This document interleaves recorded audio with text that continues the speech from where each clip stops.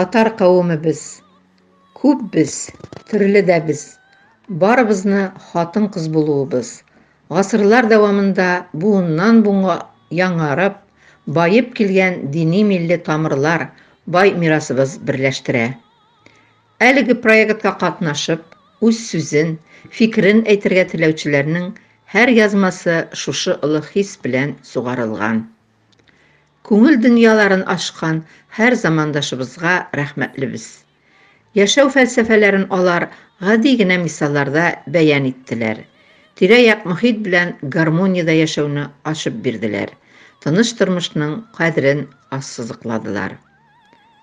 Киләчәктә дә рухыбыз сау булсын. Вакыйгалар агымында сынмый калыйк.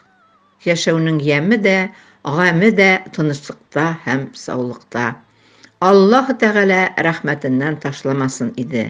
Бүген һәр кешенең йөрәге шулай дип тибә. Ауропа хатын-кызларының ханым берлеге.